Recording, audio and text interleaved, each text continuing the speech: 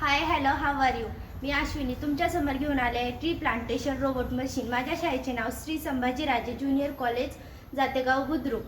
मी इयत्ता 8वीची विद्यार्थिनी तुमच्यासमोर घेऊन आले आहे ट्री प्लांटेशन रोबोट मशीन.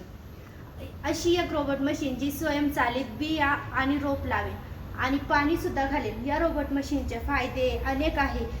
सध्या झाडांची लागवड होत नाही, त्याला श्रम, वेळ, मेहनत खूप लागते. यासाठी ही ट्री प्लांटेशन रोबोट मशीन आहे आणि हिला लागते आर्द्रता मोजण्याचं सेन्सर, LED लाईट, सर्व मोठार, मिनी पंप, मिनी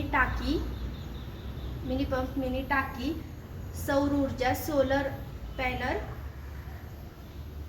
लहान पाण्याची टाकी असे अनेक लागतात. आणि हिचे फायदे सुद्धा अनेक आहे. जसं की शेतात आता लागवड कुणी एवढं करत नाही.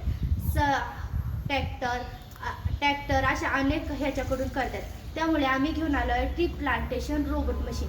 ह्या रोबोट मशीनचे अनेक फायदे सुद्धा आहे आणि जर तुम्हाला कसे काम करते हे सुद्धा सांगणार आहे.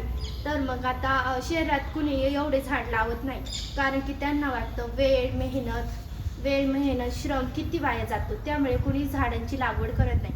त्यासाठी ही ट्री प्लांटेशन रोबोट मशीन आहे आणि ही रोबोट मशीन वेळ, श्रम, वाया, पैसा सगळं वाचवते. ही कसं काम करते तुम्हाला कळणारच आहे. तर मी सोनाली संजय राठोड. माझ्या शाळेचे नाव श्री संभाजीराजे माध्यमिक व उच्च माध्यमिक विद्यालय जातेगाव बुद्रुक. मी इयत्ता 8वी शिकते. तर मी तुम्हाला सांगणार आहे रोबोट कसे काम करते. रोबोट जमिनीवर फिरतो आणि आर्द्रता सेन्सरने योग्य माती ओळखतो. योग्य जागा मिळाल्यावर खोदकाम हत्यार गळ खोदते. मग नंतर सर्व मोटार, बिया किंवा रोप त्या गळीत टाकते. मग नंतर मिनी पंपने पाणी टाकले जाते. मग हे सगळं झाल्यावर रोबोट पुढे सरकतो आणि आर्द्रता सेन्सरने योग्य माती ओळखतो. मग रोबोटचं काम झाल्यावर पुढे सरकतो आणि पुढे लागवड करतो. याचे फायदे असे आहेत की वेळ, श्रम, पैसा वाचवतो.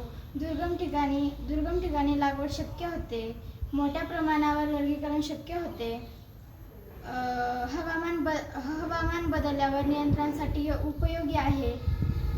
झाडे लागवड म्हणजे आपलं जीवन वाचवणे. जीवन वाचतं हे झाडांमुळे. त्याच्यामुळे आपल्याला ऑक्सिजन मिळतं आणि जर ऑक्सिजन नाही मिळालं तर आपण वाचू कसं. त्यामुळे ही ट्री प्लांटेशन रोबोट मशीन आहे. आणि जर तुम्हाला आमचा व्हिडिओ आवडला, आमचं प्रोजेक्ट आवडलं तर लगेच लाईक, सबस्क्राईब आणि व्हिडिओला कमेंट करायला विसरू नका. धन्यवाद. थँक्यू. 3 सेकंद.